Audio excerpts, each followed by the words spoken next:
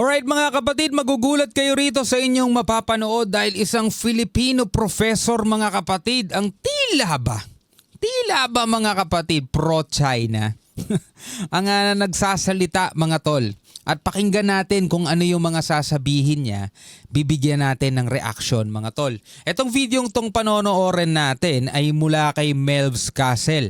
Mga kapatid, no, China Army General may ultimatum na isusuko ang West Philippine Sea o magkakagera. Mga tol, Filipino professor, ibenta na natin. Sabing ganun mga tol ha. Anyway, bago natin to simulan, huwag mong kalimutan mag-subscribe kay Melvs Castle. Nakalagay po ang link sa ibaba.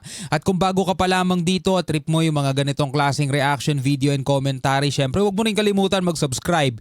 Click mo na rin ang notification bell para ma-notify ka whenever na may mga bago ka reaction, may mga bago tayong reaction video tulad nito. Alright, so wag na natin patagalin pa. Panoorin na natin to mga tol. Binobomba na tayo ng water cannon, binabangga na ang PCG at BIFAR, at ang mas malala pa may naputulan na ng daliri. Pero Amerika pa rin ang sinisisi nitong si Professor Romel Banlawi. Naalala niyo to si Banlawi mga tol? Isang beses nagsalita na to, in-interview to sa SMNI ata yun mga tol, kung di ako nagkakamali, no? O sa sa Net25 in-interview tong mamang to mga tol. Ano to? Hindi ko siya sinasabihang taksila, pero mga kapatid kasi sa mga pahayag niya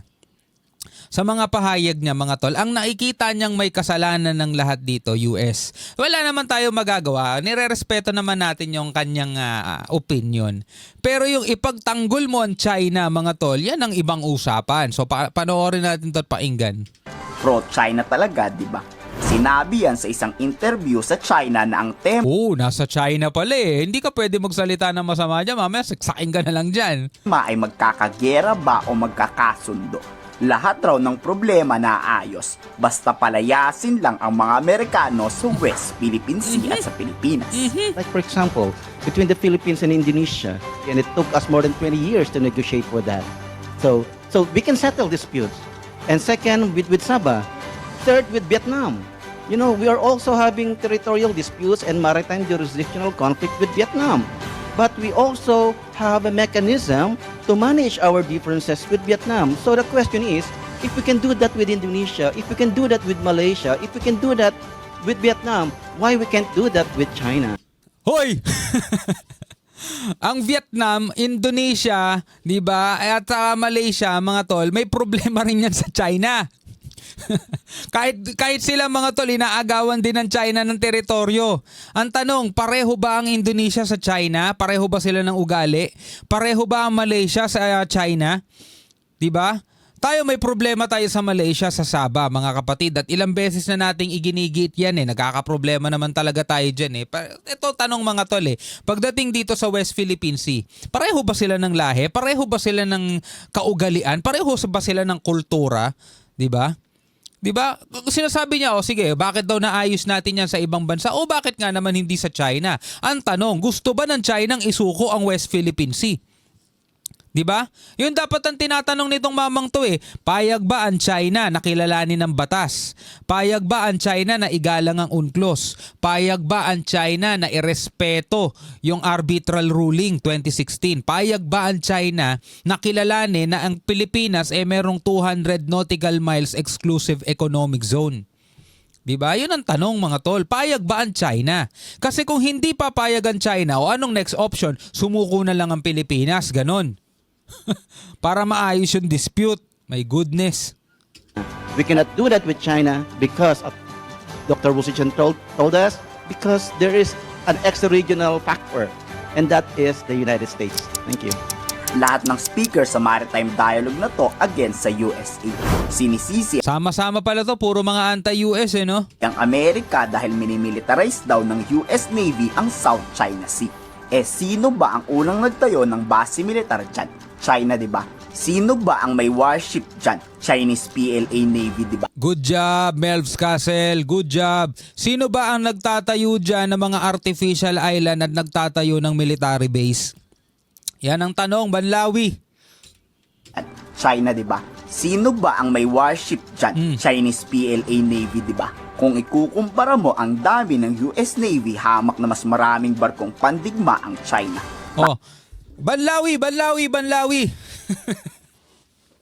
Banlawi. Yung mga mangingisda ba natin walang karapatan mangisda sa West Philippine Sea? Pakisagot. Kung meron ha, yung mga mangingisda ba natin may kasamang militar ng US? Pakisagot din. 'Di ba wala naman? 'Di ba? Bakit yung mga mangingisda natin pinapalayas ng China? Ang tanong, wala ba tayong karapatan mangisda diyan? Yung ating BFAR, barko ng ating Bureau of Fisheries Aquatic Resources, may kasama ba silang US? 'Di ba? Habang namimigay sila ng mga ayuda, ng mga diesel, crudo, ng mga grocery sa mga mangingisda, may kasama ba silang Amerikano? 'Di ba? Pakisagot kung meron o wala. Bakit sila binobomba ng water cannon? Wala ba tayong karapatan maglayag sa sarili nating karagatan? Ngayon, paano mo sisisihin ng Amerika sa mga bagay na China ang gumagawa nun? 'Di ba? Paano mo sisisihin ng Amerika? Ang tanong ulit, Banlawi, wala bang karapatan ang Pilipinas na maglayag dito sa ating mismong soberanya ayon sa UNCLOS? O ang tanong, nire-recognize mo ba ang UNCLOS bilang isang, ewan ko kung Pilipino to Pilipino siya 'di ba? Pilipino prof si Banlawi.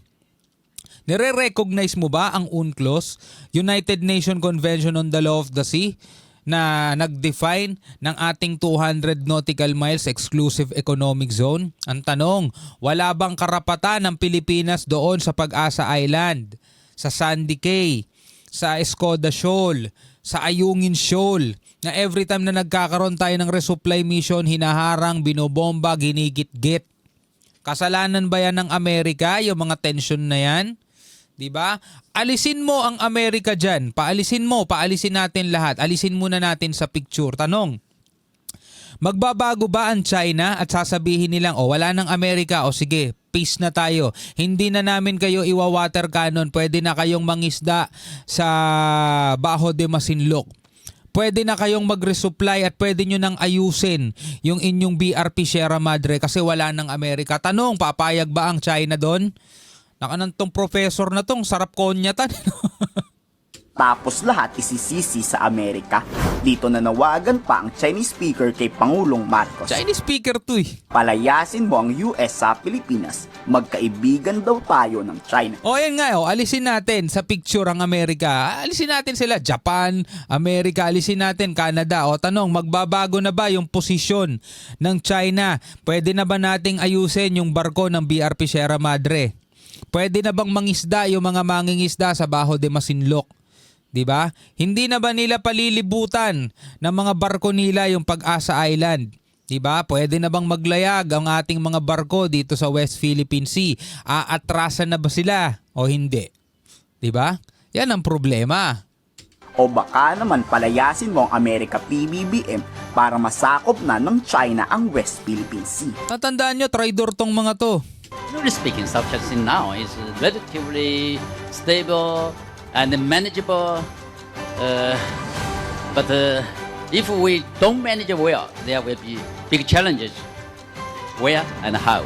When? May mga nagko-comment dito sa atin, mga tol, di hamak na mas matatalino pa No, di hamak na mas matatalino pa sila mga tol kaysa rito sa professor na to, Pilipinong professor na to. Is the military intense. Kaya nga siya na-invite dyan 'Di ba? Kasi alam nila, ito, pro-China to. Imbitahan natin to. 'Di ba? Total Pilipino to baka paniwalaan to ng mga kapwa niya Pinoy. Fight militarization spearheaded by United States, followed by US allies and partners in this region. If we look at the bilateral, trilateral, or mini multilateral security mechanisms in the South China region or beyond, all of those are targeted or designed for China. Is the Kwento nyo sa daga. troublemaker of peace and stability of the South China Sea, and the troublemaker Puro kayo peace and stability samantalang ang lakas nyo mambomba ng water cannon ninyo. Lakas ninyo manutok ng laser. of the bilateral relations, China and the Philippines. Pero ibig sabi Bajo de Masinloc, airspace daw nila yun. Oh, Kung ayaw raw ng Pilipinas magkagera, makipag-usap tayo sa China. Kung ayaw raw madamay ni Pangulong Marcos ang mga Pilipino sa posibleng digmaan, makipagkaibigan daw tayo sa Naku po, China. naku po, Parang naku po. pinagbabantaan tayo na kung hindi isusuko ang West Philippine Sea sa mga Chinese, giyera ang kapalit nito. Ang kaso, pag isinuko yan, mawawalan tayo ng oil and gas, mawawalan tayo ng supply ng isda, at marami mga Filipino fishermen O, isa pa yan. Magandang tanong kay Banlawi. Tanong, Banlawi, may karapatan ba ang China kuhanin yung mga langis dyan sa West Philippine Sea o Pilipinas? Diba? O baka naman sagot mo, hindi, China may karapatan dyan. ang maghihirap dahil wala ng hanap buhay. Us would prefer dialogue instead of confrontation. Prefer daw nila dialogue instead of confrontation. Eh, yun nga yung ginagawa nila lagi sa atin eh. 'Di ba? Naglalayag yung mga barko natin, namimigay ng grocery, namimigay ng ayuda sa mga mangingisda, iwa-water cannon ninyo, tapos sasabihin ninyo dialogue ang gusto ninyo. Nakanan to mga to, napakasinungaling ang mga... In terms of settlement or disagreements over maritime or territorial disputes. Simple lang ang gustong pahiwatig ng China. Kung hindi ibebenta ang West Philippine Sea, aatakihin tayo sa isang giyera. Ang tanong, lalaban ba tayo sa digmaan o isusuko na lang? Ano sa tingin niyo?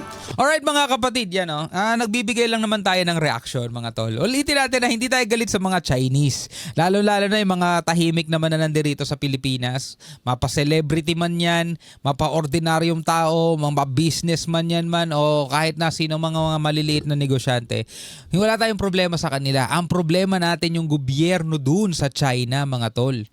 Dahil binabaliktad nila yung katotohanan eh. Minamasama nila. At isa pang problema ng Pilipinas mga tol, yung mga katulad ni Banlawi.